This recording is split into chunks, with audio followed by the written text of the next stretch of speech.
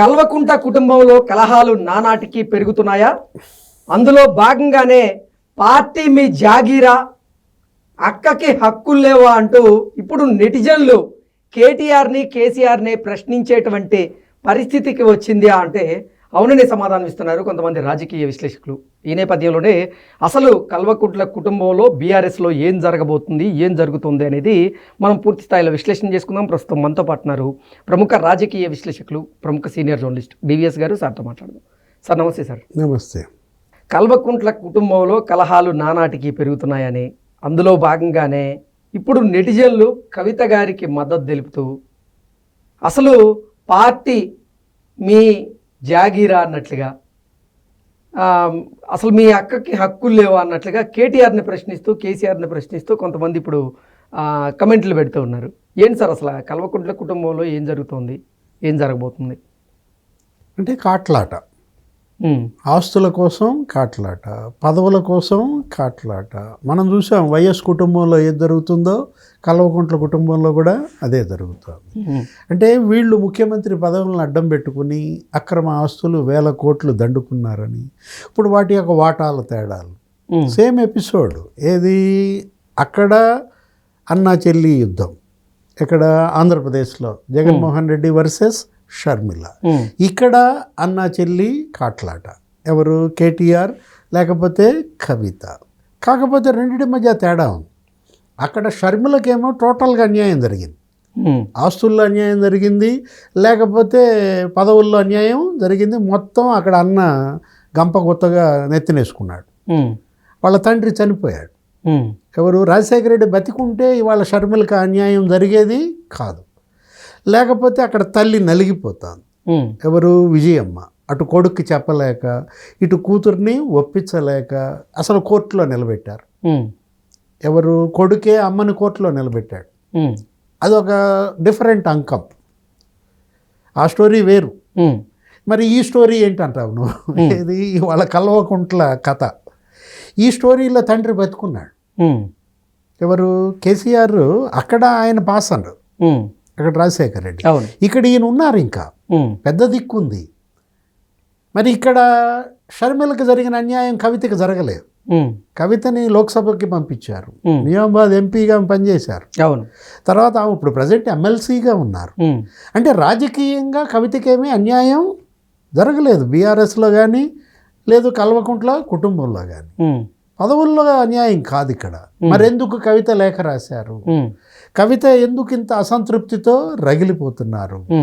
యాక్చువల్గా కవిత ఇవాళ కవితే కాదు, కేటీఆర్ మొత్తం ఆ కుటుంబ సభ్యులే ఆ పార్టీకి గుదిబండలు. హరీష్ రావుని పక్కన పెట్టు. మనం హరీష్ రావు ఏంటంటే అతను ఆల్రెడీ గతంలో కూడా మంత్రిగా చేశాడు రాజశేఖర రెడ్డి క్యాబినెట్లో. కేసీఆర్ ఎంతో హరీష్ రావు కూడా అంతే. ఇప్పటికీ మేనమామ పట్ల హరీష్ రావు అదే గౌరవం చూపిస్తున్నాడు, అదే చిత్తశుద్ధి అన్నట్టు. ఏది అడుగు ఆయన కదపమంటే కదుపుతాడు, లేకపోతే కదపనని చెప్పేశాడు. మరి ఇవాళ మరి కుంపటి ఎక్కడొచ్చింది? కుటుంబంలోనే కుంపటి పుట్టింది. మరి నిజం చెప్పాలంటే ఆ రోజు కవిత జైల్లో ఉంది, తీహార్ జైల్లో 4-5 నెలలు ఆమె జైల్లో ఉన్నప్పుడు, అదే ఆ ఢిల్లీ లిక్కర్ స్కామ్. మరి ఆ రోజు ఆమెను విడిపించుకురావడంలో, ఆమె తరపున ఈ ఖరీదైన లాయర్లని పెట్టడంలో, వాదనలు వినిపించడంలో, అటు బీజేపీ పెద్దలతో మాట్లాడుకోవడంలో మనం చూసాము అన్న కేటీఆర్ ఏ విధంగా పనిచేశాడో. హరీష్ రావు కూడా వీళ్ళిద్దరూ ఢిల్లీలో మకాం వేయడము, అక్కడ ఉండి వాళ్ళు చక్రం తిప్పడం. ఇక్కడ వేరు. ఇప్పుడు మనం ఆ రోజు చంద్రబాబుని జైల్లో పెట్టినప్పుడు లోకేష్ ఎలా పనిచేశాడు ఢిల్లీలో, సేమ్ అంతకన్నా ఇంకెక్కువ ఇదిగా పనిచేశాడు కేటీఆర్. మరి ఎందుకు కేటీఆర్ పైన అసంతృప్తి? షర్మిల ఇది జగన్మోహన్ రెడ్డి మీద అసంతృప్తి అంటే అతను రాజకీయంగా ఆమెకు అన్యాయం చేశాడు. కడప ఎంపీ సీట్ అడిగింది, ఇవ్వలేదు. అవినాష్ రెడ్డికి ఇచ్చాడు. రాజ్యసభ అడిగింది, ఇవ్వలేదు. ఇవ్వకపోగా ఏం చెప్పాడు? అసలు ఒక కుటుంబంలో ఒకళ్ళే రాజకీయం చేయాలి, ఇంకొకళ్ళు వ్యాపారం చేసుకోవాలని ఆయన కొత్త సిద్ధాంతం చెప్పాడు అక్కడ. ఎక్కడ? జగన్మోహన్ రెడ్డి. మరి ఇక్కడ అలా కాదు కదా, నీకు పదవులు ఇచ్చారు కదా, నువ్వు ఓడిపోయావు పార్లమెంటుకి. ఓడిపోయినా నిన్ను మరి శాసన మండలిలో పెడితే ఈమె ఇవాళ టీఆర్ఎస్ బీఆర్ఎస్గా మారింది. అన్ని విభాగాలు బీఆర్ఎస్లో ఇదైపోయాయి. కానీ ఆమె ఇంకా జాగృతిని కంటిన్యూ చేస్తుంది. జాగృతిని కంటిన్యూ చేయటమే కాదు, అసలు ఈ మధ్య రీసెంట్గా దానికి కొత్త సంస్థాగతంగా కొంతమందిని నియమించింది, అంటే రివైవ్ చేసింది. అందరూ ఏమంటున్నారు, ఆమె అసలు జాగృతి పార్టీ అనే ఒక పార్టీ పెడుతోందని, ఒక కొత్త పార్టీ వాళ్ళ తెలంగాణలోకి కవిత ఆధ్వర్యంలో రాబోతుందని. గంగుల కమలాకర్ కూడా నిన్న అన్నాడు, ఏమని, పార్టీ ఎవరైనా పెట్టుకోవచ్చు, దాంట్లో తప్పే ఉంది అంటూ ఏమన్నాడు, కవిత మరి వాళ్ళ కేసీఆర్ కూతురు, కేసీఆర్ కూతురుగా పెట్టే పార్టీకి ప్రాధాన్యత. అసలు కేసీఆర్ ఇంతవరకు ఎందుకని నోరు తెరవట్లేదు? ఎగ్జాక్ట్లీ. ఇప్పుడు నెటిజన్లు కూడా కేసీఆర్ని అదే ప్రశ్నిస్తూ ఉన్నారు. ఏంటి, కవిత గారు బహిరంగంగా మీకు లేఖ రాసినప్పటికీ ఆ లేఖ మీద కానీ, లేదంటే అసలు కల్వకుంట్ల కుటుంబంలో కలహాలంటూ వార్తలు వస్తున్నటువంటి నేపథ్యంలో ఎందుకు మీరు స్పందించడం లేదు అంటూ కవిత గారికి మద్దతు తెలిపేటువంటి కొంతమంది నెటిజన్లు అయితే కేసీఆర్ గారిని ప్రశ్నిస్తూ ఉన్నారు. దీన్ని ఎలా చూడాలంటారు? నిన్న కేటీఆర్ని పిలిచారు, నిన్న వెళ్ళాడు, ఫామ్ హౌస్కి వెళ్ళి తండ్రితో కలిశాడు. మరి ఒక గంట సేపు ఇద్దరు మంతనాలు చేశారు. మరి కేటీఆర్కి కేసీఆర్ ఇచ్చిన దిశా నిర్దేశం ఏంటి? కొన్ని మీడియా కథనాలు ఏమని చెప్తున్నాయి, సైలెంట్ అవ్వమని, అసలు ఎవరు నోరు తెరవద్దన్నారని. అంటే టీ కప్పులో తుఫాన్ లాగా ఇది సమసిపోతుంది అనుకుంటున్నాడా కేసీఆర్? ఏదైనా ఇవాళ ఆ కుటుంబంలో కుంపటి, అది కుంపటి రాజుకుందా, రాజేశారా, అది అనవసరం. ఇవాళ ప్రజలు అడుగుతున్న ప్రశ్నలు, క్యాడర్ అడుగుతున్న ప్రశ్నలు. కవిత ఏమని లేఖ రాసింది, గులాబీ దెయ్యాలని. నాన్న దేవుడే, నాన్న దేవుడు చుట్టూతా కొన్ని పింక్ దెయ్యాలు ఉన్నాయని. ఆ పింక్ దెయ్యాలే మనకు తెలిసిన దెయ్యాలు కుటుంబ దెయ్యాలై, పార్టీ దెయ్యాలు కాదు. పార్టీ దెయ్యాలు పార్టీని మింగవు, కుటుంబ దెయ్యాలే వాళ్ళ కుటుంబాన్ని మింగుతాయి, పార్టీని కూడా మింగుతాయి అన్నమాట. ఇప్పుడు ఆ కుటుంబ దెయ్యాలు మరి ఎవరు? కవిత అన్నది అన్న కేటీఆర్, మరో అన్న సంతోష్ రావా.